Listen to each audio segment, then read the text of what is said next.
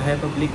तर आज MT-15चा जो इंडिकेटर तुटला होता लेफ्ट साईडचा तो मी चेंज केलेला आहे आणि त्याच्या ठिकाणी जो V2चा जो पहिला मिळतो MT-15चा जो इंडिकेटर आहे तोच परत त्याच्यामध्ये इन्स्टॉल केलेला आहे. कारण V3चा माझा चालला होता प्लॅन की तो इन्स्टॉल करेल V2मध्ये आणि तो बजेटच्या खूप बाहेर जातो. कारण त्याच्यामध्ये 2 पीसेस काहीतरी 1400ला जातात आणि 4 पीसेस घ्यायचं म्हटलं तर मग त्याची प्राईस काहीतरी 3000पर्यंत बसते. त्यामुळे म्हटलं ठीक आहे, आपला बजेट बसत नव्हता तेवढा, त्यामुळे जो नॉर्मल होतो तोच बसवलेला आहे, तोच इन्स्टॉल केलेला आहे इंडिकेटर. आणि त्याची कॉस्ट काहीतरी 240 पडले आणि त्यांच्यामध्ये त्यांचे हे जे काय वरचे एक्स्ट्रा चार्जेस वगैरे होते त्याचे काहीतरी मिळून काहीतरी 360 या 380च्या आसपास गेलेला होता बजेट. हे आत्ता जस्ट इन्स्टॉल केलं त्याचं इंडिकेटरचं.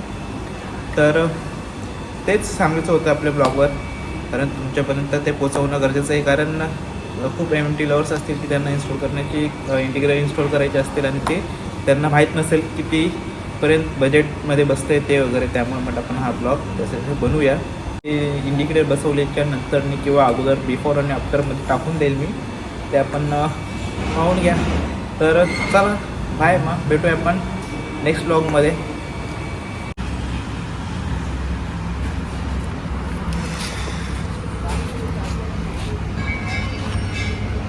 तर हा इंडिकेटर आपण चेंज करत आहे आज. जसं जो नॉर्मल भेटतो इंडिकेटर MT-V2ला तोच आपण लावून घेणार आहे. आणि जस्ट आता आपण सर्व्हिस सेंटरला तर आणलेली आहे बाईक यामाच्या पनवेलमध्ये. आणि ठीक आहे, तर पाहूयात. तर हा इंडिकेटर जेव्हा चेंज करून होईल त्यानंतर मी दाखवेलच. तर हा आपला यामा MT-15चा हा इंडिकेटर तुटलेला जो म्हणून दाखवतो हा तुटला होता आणि जस्ट आपण तो रिप्लेस केलेला आहे नवीन. जो V2ला पहिल्यापासून मिळतो तोच लावलेला आहे. कारण जो V3ला जे अपडेट आहेत LED इंडिकेटर त्याचा बजेट खूप जास्त बसत होता. त्यामुळे म्हटलं आपण जो नॉर्मल आहे तो काहीतरी 240च्या बजेटमध्ये बसतो एक सिंगल पीस इंडिकेटर. त्यामुळे तोच आपण लावून घेतलेला आहे. त्यामुळं आपण पाहू शकता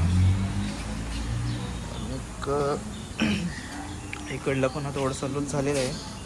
आपण नंतर बघू, एकदा चेंज करायचं असेल तेव्हा चेक करून आपण बसवेलच.